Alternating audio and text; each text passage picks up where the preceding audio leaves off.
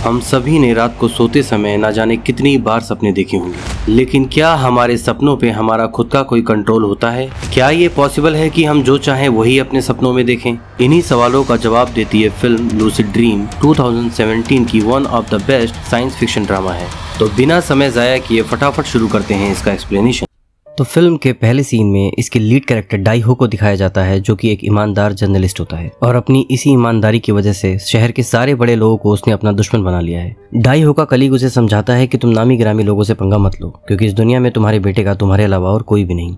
Die हो, जो कि एक सिंगल फादर होता है, अगले सीन में अपने घर जाके अपने बेटे मिनवू से मिलता है। मिनवू से बात करते समय वो उसके हाथ में लगी चोट को देखता है और उसकी केयर टेकर पे गुस्सा करते हुए कहता है कि तुम्हें पता है ना, इसका खून नहीं बहना चाहिए। वो ऐसा क्यों बोलता है ये फिल्म में हमें आगे पता चलेगा। इसके बाद डाई हो अपने बेटे को लेकर अम्यूजमेंट पार्क जाता है, जिसका उसने उसको वादा किया होता है। डाई हो और उसके बच्चे के बीच काफी अच्छी बॉन्डिंग है और दोनों अम्यूजमेंट पार्क में काफी एंजॉय कर रहे होते हैं। तभी डाई हो की नज़र एक फोटोग्राफर पे पड़ती है, जो वहाँ पर उसकी और उसके बेटे की ही तस्वीर खींच रहा होता है। डाई हो उसके पास जाके कहता है कि आपको फोटो खींचने से पहले परमिशन लेनी चाहिए, जिसपे वो फोटोग्राफर माफी मांगता है और उसका नंबर मांगता है ताकि वो उसको फोटो सेंड कर सके। मैरी को राउंड झूला झूलते समय मिनवू अचानक से गायब हो जाता है। उसको ढूंढने के लिए जैसे ही डाई हो आगे बढ़ता है, उसके पैर में एक सुई चुभती है, जिससे उसको नशा जैसा चढ़ने लग जाता है और वो बेहोश होकर वहीं गिर जाता है। बेहोश होते समय डाई हो अपने बेटे मिनवू को किसी को ले जाते हुए देखता है, जिस इंसान ने कैप लगा रखी होती है, लेकिन वो कुछ भी कर नहीं पाता। इस बात को अब 3 साल हो चुके हैं। पुलिस मिनवू या उसके किडनैपर का कोई भी सुराग आज तक नहीं ढूंढ पाई और इन 3 सालों में डाई हो उन सभी नामी गिरामी लोगों से झगड़ा कर चुका होता है, जिसको उसने अपनी रिपोर्टिंग से कभी भी एक्सपोज किया हो। अगले सीन में डाई हो पुलिस स्टेशन जाकर इस केस की इन्वेस्टिगेशन कर रहे चीफ क्वांग से मिलता है और उन पे गुस्सा होते हुए कहता है कि 3 साल हो गए, आप लोग आज तक एक सुराग भी नहीं ढूंढ पाए। जहाँ पे चीफ क्वांग उसे भरोसा दिलाते हुए कहते हैं कि वो जल्द ही किडनैपर को पकड़ लेंगे। रात को जब डाई हो इंटरनेट पे कुछ सर्च कर रहा होता है, तब वो एक आर्टिकल पढ़ता है जिसमें लूसिड ड्रीम के बारे में दिया होता है। यहाँ वो देखता है कि कुछ केसेस में लूसिड ड्रीम की हेल्प से लापता हुए बच्चे मिल जाते हैं। दोस्तों, लूसिड ड्रीम्स ऐसे ड्रीम्स होते हैं जिसमें सपना देखने वाले को पता होता है कि वो सपना देख रहा है और वो अपने सपनों में अपने हिसाब से बदलाव भी कर सकता है। डाई हो फैसला करता है कि वो भी अपने बच्चे को ढूंढने के लिए लूसिड ड्रीम की हेल्प लेगा। अगले दिन डाई हो हॉस्पिटल जाता है और डॉक्टर सो यून से मिलता है, जो कि अपने पेशेंट के लिए लूसिड ड्रीम की थेरेपी कंडक्ट करवाती हैं। डाई हो उनको बताता है कि वो अपने बच्चे को ढूंढने के लिए लूसिड ड्रीम की हेल्प लेना चाहता है। डॉक्टर डाई हो को समझाती हैं कि किसी इन्वेस्टिगेशन के लिए लूसिड ड्रीम का यूज करना डेंजरस हो सकता है और अभी तक इसके सारे साइड इफेक्ट्स का पता भी नहीं चल पाया है। लूसिड ड्रीमिंग के दौरान अगर रूल्स को सही तरीके से फॉलो नहीं किया गया तो सेरेब्रोवेस्कुलर प्रॉब्लम भी हो सकती है, जिससे जान भी जा सकती है। लेकिन किसी तरह डाई हो डॉक्टर यून को लूसिड ड्रीम कंडक्ट करवाने के लिए मना लेता है। अगले दिन डाई हो लूसिड ड्रीमिंग के लिए हॉस्पिटल जाता है, जहां पर डॉक्टर वॉन उसको लूसिड ड्रीमिंग के रूल समझाती हैं। डॉक्टर कहती हैं कि सबसे पहले तुम्हें सपने और हकीकत में फर्क समझना होगा, क्योंकि सपनों में भी जो तुम फील करते हो वो बिल्कुल हकीकत जैसा ही मालूम पड़ता है। तो जैसे ही तुम अपनी सपनों की दुनिया में एंटर करोगे, सबसे पहले अपनी घड़ी देखना, जहाँ पर घंटे और मिनट वाली सुई तो घूम रही होगी, लेकिन सेकंड्स वाली सुई रुक चुकी होगी। तुम्हारे लूसिड ड्रीम का सेशन मैक्सिमम 10 मिनट का होगा और अगर तुम उससे पहले जगना चाहो तो ये बटन प्रेस कर देना। और हाँ, याद रहे 10 मिनट से ज्यादा ये डेंजरस हो सकता है। इसके बाद डाई हो अपने लूसिड ड्रीम में 3 साल पहले उसी जगह पहुंच जाता है जहां से उसका बेटा किडनैप हुआ था। सबसे पहले वो अपनी घड़ी देखता है, जिसमें सेकंड्स की सुई रुक चुकी है, यानी कि अब वो लूसिड ड्रीम देख रहा है। ड्रीम में वो अपने बेटे को देख के इमोशनल हो जाता है और उसको गले लगाता है। फिर वो अपने आसपास के लोगों को देखने लगता है, ये समझने के लिए कि किडनैपर कौन हो सकता है। वहाँ उसको काले कपड़े पहने एक आदमी पे शक होता है, जो डाई हो को देख के भागने लगता है। डाई हो उसका पीछा करते हुए एक बिल्डिंग में घुस जाता है। डाई हो उस आदमी से पूछता है कि तुम कौन हो। वैसे ही वहाँ पे सब कुछ गायब हो जाता है और डाई हो का सपना भी टूट जाता है। सपने से बाहर आके वो डॉक्टर को कहता है कि उसको एक आदमी पे शक था, जिसका उसने पीछा किया। डॉक्टर उसको पूछती है कि क्या तुमने 3 साल पहले की रियलिटी से कुछ अलग किया है। डाई हो कहता है हाँ, मैंने कुछ अलग तो किया है। डॉक्टर कहती है कि छोटे मोटे चेंज से तो कुछ खास फर्क नहीं पड़ता, लेकिन अगर तुमने पूरी कोर मेमोरी को ही बदल दिया तो तुम्हारा ड्रीम क्रश हो जाएगा और तुम्हें वही दिखेगा जो तुम्हारी इमेजिनेशन होगी। तो इसलिए अगर तुम कुछ सुराग चाहते हो तो चीजें जैसी पहली थी उनको वैसे ही रहने दो। डाई हो कहता है कि जिस इंसान का उसने पीछा किया अपने सपनों में, वो पूरी तरह से स्ट्रेंजर है, जिसको उसने पहले कभी नहीं देखा। डॉक्टर बोलती है कि वो दूसरों के साथ अपने ड्रीम शेयर करता है और पहले भी कई पेशेंट्स को उनके लूसिड ड्रीम में दिख चुका है, तो उसको इग्नोर करो, वहां से कोई भी क्लू नहीं मिलेगा। डाई हो एक बार फिर लूसिड ड्रीम में जाता है और इस बार वो देखता है कि जो इंसान कैप लगाए उसके बच्चे को ले जा रहा था, उसके हाथ पे एक ड्रैगन टैटू है। अगले सीन में डाई हो पुलिस स्टेशन जाकर चीफ कॉन्ग से मिलता है और उनको अपने लूसिड ड्रीम इन्वेस्टिगेशन के बारे में बताता है और साथ ही वो कॉन्ग को किडनैपर के हाथों वाला टैटू भी दिखाता है। चीफ कॉन्ग डाई हो को भरोसा दिलाता है कि उसकी टीम इन्वेस्टिगेशन जारी रखेगी और वो जल्द ही उसके बेटे बेटे को ढूंढ लेंगे। तभी डाई हो को याद आता है कि जिस निडल से वो बेहोश हुआ था उस पे किसी भी फिंगरप्रिंट्स के निशान नहीं थे, यानी कि निडल चुभाने वाले शख्स ने ग्लव्स पहन रखे थे। इसलिए डाई हो दोबारा लूसिड ड्रीम में जाता है उस ग्लव्स वाले इंसान का पता लगाने, और वहाँ उसे एक इंसान के हाथ में ग्लव्स दिखते हैं जिसका वो स्केच बनवा के चीफ कॉन्ग को दे देता है। अगले दिन डाई हो वो स्केच लेके एक प्राइवेट डिटेक्टिव के पास जाता है और स्केच वाले इंसान को ढूंढने में उसकी मदद मांगता है। यहाँ हमें पता चलता है कि ये दोनों पहले से एक दूसरे को जानते हैं और डाई हो ने पहले कभी डिटेक्टिव की हेल्प की थी, तो ये दोनों अच्छे दोस्त भी हैं। डिटेक्टिव डाई हो से वो स्केच लेके अपने आदमियों को काम पे लगा देता है। जब डाई हो वहाँ से बाहर आता है तब हम देख सकते हैं कि कोई स्ट्रेंजर उस पर नजर रखता है और तभी डाई हो की नाक से खून निकलने लगता है, जो कि लूसिड ड्रीम को ज्यादा यूज करने का साइड इफेक्ट था। इसके बाद डाई हो फिर से डॉक्टर यॉन से मिलता है और एक बार फिर लूसिड ड्रीम में जाता है। वहाँ उसको ड्रीम में वो टैटू वाला इंसान दिखता है। वो उसको पकड़ने वाला ही होता है कि उसको डॉक्टर की बात याद आती है कि वो अपने सपनों के साथ छेड़छाड़ नहीं कर सकता, वरना उसकी सारी यादें मिट जाएंगी। अगले सीन में डाई हो उस अम्यूजमेंट पार्क के शॉप ओनर के पास जाता है क्योंकि उस शॉप ओनर ने उस टैटू वाले इंसान को देखा था और वो उस शॉप ओनर को लूसिड ड्रीम के लिए राजी कर लेता है ताकि वो उस टैटू वाले बंदे का चेहरा पहचान सके। शॉप ओनर अपने लूसिड ड्रीम में जाके उस किडनैपर का चेहरा पहचानने की कोशिश करता है, लेकिन किडनैपर ने कुछ इस तरह से कैप पहन रखी थी कि वो उसका चेहरा नहीं देख पाता। ड्रीम से बाहर आके शॉप ओनर को याद आता है कि किडनैपर ने पेमेंट क्रेडिट कार्ड से की थी, तो बैंक डिटेल से पता लगाया जा सकता है कि किडनैपर कौन हो सकता है। और फिर बैंक डिटेल से वो किडनैपर का पता लगा लेते हैं जिसका नाम कैंग होता है। इन्वेस्टिगेशन से उनको पता चलता है कि 2 साल पहले कैंग का एक्सीडेंट हुआ था और तब से वो कोमा में है और डॉक्टर के मुताबिक कैंग के ठीक होने के चांसेस ना के बराबर हैं। ये सुन के डाई हो बहुत दुखी हो जाता है। अगले सीन में डाई हो चीफ कॉन्ग के साथ बैठ के दारू पी रहा होता है, जहां उसको कॉन्ग बताता है कि उसकी एक छोटी बेटी है जिसको हार्ट की प्रॉब्लम है जिसका कोई भी इलाज नहीं है, और इसका कारण चीफ कॉन्ग खुद को बताते हैं क्योंकि पहले वो बहुत ज्यादा स्मोकिंग और ड्रिंकिंग करते थे जिसकी वजह से उनकी बेटी जन्म से ही बीमार है। अगले दिन डाई हो डिटेक्टिव से मिलता है, जहां डिटेक्टिव उसको बताता है कि उसने वो स्केच वाले इंसान को ढूंढ लिया है जिसकी आज 12 बजे एयरपोर्ट से टोक्यो की फ्लाइट है, तो वो जल्दी जाके उसको वहां पकड़ ले। डाई हो जल्दी से एयरपोर्ट जाता है और काफी जद्दोजहद के बाद उस स्केच वाले इंसान को पकड़ लेता है और वहां वो उसको मारने पीटने लगता है।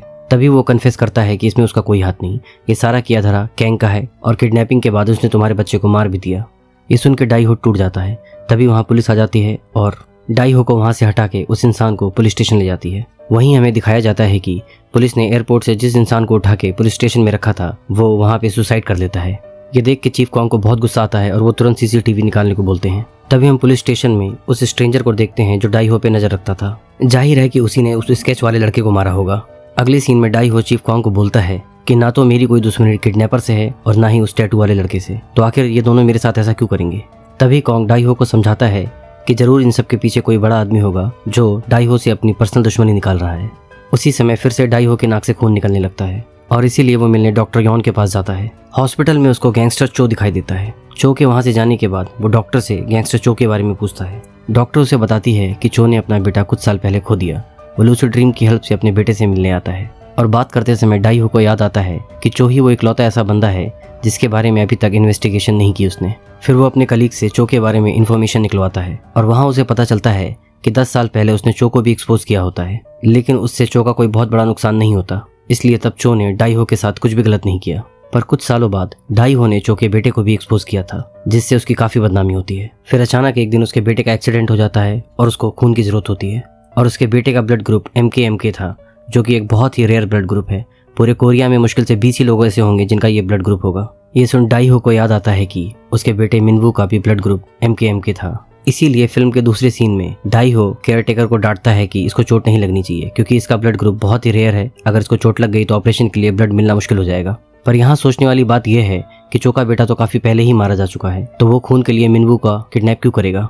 इसके बाद डाई हो चो की कंपनी की एक बिल्डिंग में जाता है और वहाँ उसको लिफ्ट में वही इंसान मिलता है जो उसको शेयर ड्रीमिंग के दौरान मिला था, और वहाँ वो उसको पकड़ के पूछता है कि तुम आखिर हो कौन और लोगों के लूसिड ड्रीम में आखिर कैसे आ जाते हो। फिर वो इंसान जो कि विकलांग होता है डाई हो को अपने घर पे लेके जाता है और वो डाई हो को बताता है कि एक्सीडेंट की वजह से उसके दोनों पैर चले गए और तब से वो व्हील चेयर का यूज करता है और उसी दौरान उसने लूसिड ड्रीम के बारे में पता चला। फिर वो उसका यूज करके दूसरी जगहों पे जाके एंजॉय करने लगा। फिर एक दिन इन सबसे बोर होकर उसने एक नया तरीका ढूंढा जिसे कहते हैं ड्रीम शेयरिंग, जिससे हम दूसरे शख्स के लूसिड ड्रीम में एंटर कर सकते हैं, और उसी का यूज करके वो डाई हो के सपनों में भी एंटर कर चुका था। ये सब जान के डाई हो डॉक्टर यॉन को भी वहाँ बुला लेता है। यहाँ पे डाई हो प्लान बनाता है कैंग के सपनों में जाने का, जो कि फिलहाल कोमा में है, जिसके लिए डॉक्टर यॉन उसको मना करती है क्योंकि कैंग अभी कोमा में है और अगर इस बीच वो मर गया तो कभी भी डाई हो भी वापस नहीं आ पाएगा। फिलहाल किसी तरह से डाई हो उन दोनों को राजी करके कैंग के सपनों में चला जाता है क्योंकि यही एक तरीका था अपने बेटे के बारे में पता लगाने का।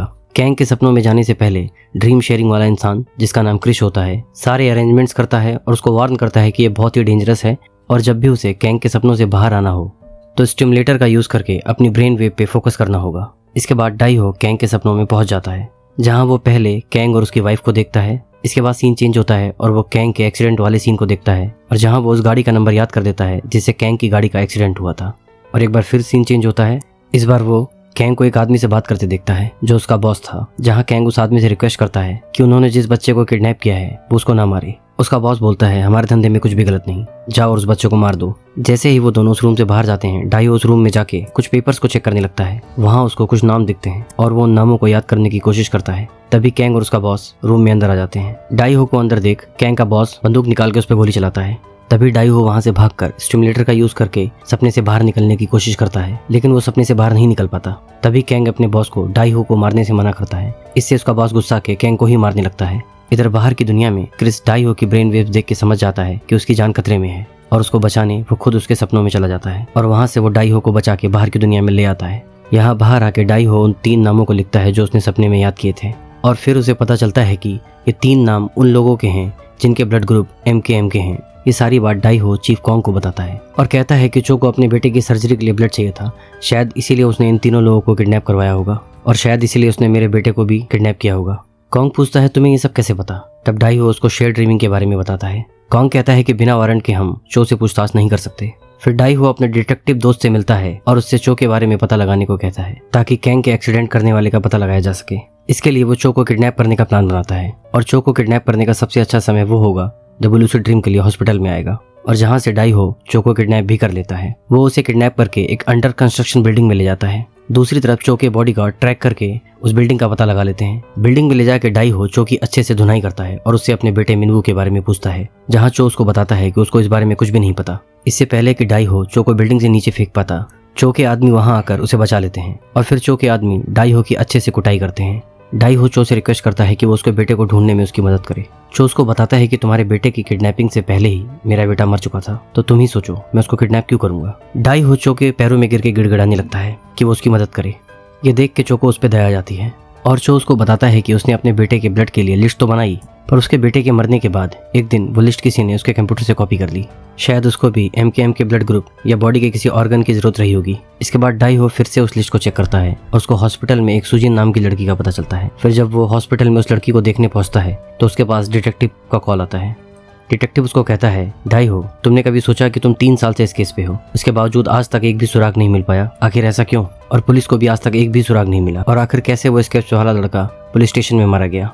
फिर वो हॉस्पिटल में सुजिन के केयर टेकर से पूछता है कि इसको क्या बीमारी है। वो बताती है कि इसको हार्ट की प्रॉब्लम है और तभी वहाँ उसे डेस्क पे एक फोटो मिलती है जिसे देख के डाई हो के होश उड़ जाते हैं। और यहाँ पे इस फिल्म का सबसे बड़ा सस्पेंस खुलता है कि असल में ये बच्ची सुजिन कोई और नहीं चीफ कॉन्ग की ही बेटी है, यानी कि इस पूरे किडनैपिंग का मास्टरमाइंड चीफ कॉन्ग खुद थे।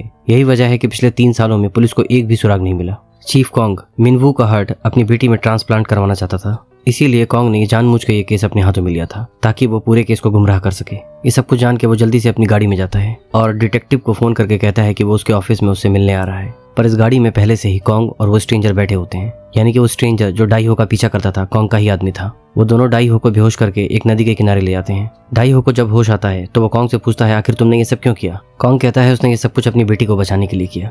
कॉन्ग डाई हो को बताता है कि मिनवू अभी तक जिंदा है, लेकिन उसको भी नहीं पता कि वो कहाँ है। आगे वो कहता है कि वो खुद मिनवू को ढूंढ के उसका हार्ट अपनी बेटी में ट्रांसप्लांट करवाएगा ताकि उसकी बेटी जी सके। फिर वो कहता है कि तुम्हारी बदौलत मुझे शेयर ड्रीमिंग का पता चल चुका है, जिसकी हेल्प से वो कैंग के सपनों में जाके मिनवू का पता लगा सकेगा। फिर वो दोनों डाई हो के हाथ पैर बांधकर उसको गाड़ी में बंद करके गाड़ी नदी में फेंक देते हैं। डाई हो मरने ही वाला होता है कि तभी वहाँ डिटेक्टिव अपने एक साथी के साथ आकर उसको बचा लेता है। अगले सीन में डाई हो डॉक्टर यॉन को फोन करके सारी कहानी बताता है। डॉक्टर यॉन उसे बताती है कि उसने भी शेयर ड्रीमिंग सीख ली है, तो वो कैंग के सपने में जाने में उसकी मदद कर सकती है। दूसरी तरफ चीफ कॉन्ग क्रिस के घर पे जाकर उसको फोर्स करता है कैंग के साथ शेयर ड्रीमिंग करवाने के लिए।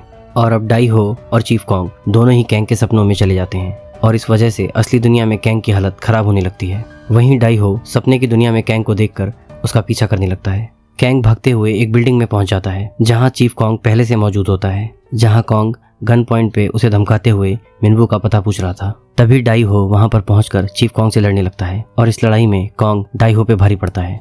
कॉन्ग डाई हो को मारने ही वाला होता है कि अचानक से कैंग कॉन्ग पे गोली चला देता है। और इधर असली दुनिया में भी कैंग की हालत बहुत ज्यादा खराब होने लगी थी। और जैसे जैसे असल दुनिया में कैंग की हालत खराब होती है वैसे वैसे ही सपनों की दुनिया भी डिस्ट्रॉय होने लगती है, क्योंकि ये सब कुछ कैंग की सपनों में ही हो रहा था। लेकिन कैंग को ये बात नहीं पता थी कि ये सब कुछ एक ड्रीम है, क्योंकि उसने कभी भी लूसिड ड्रीम के बारे में नहीं सुना था। सपने वाले कैंग को तो पता भी नहीं होता कि वो इस समय कोमा में है। कैंग और डाई हो आपस में बात ही कर रहे होते हैं कि तभी वहां पर एक और चीफ कॉन्ग आ जाता है। और ये चीफ कॉन्ग असल दुनिया से आया था। इससे पहले जिस कॉन्ग को कैंग ने मारा था वो कैंग के खुद के सपनों में पहले से मौजूद था। और ये नया वाला कॉन्ग वो है जिसने क्रिस की हेल्प से ड्रीम शेयरिंग की है। किसी तरह डाई हो कैंग को कॉन्ग से बचाकर ऊपर की साइड भागता है और वहां वो कैंग को बताता है कि पिछले 2 सालों से तुम कोमा में हो, ये सब कुछ एक सपना है।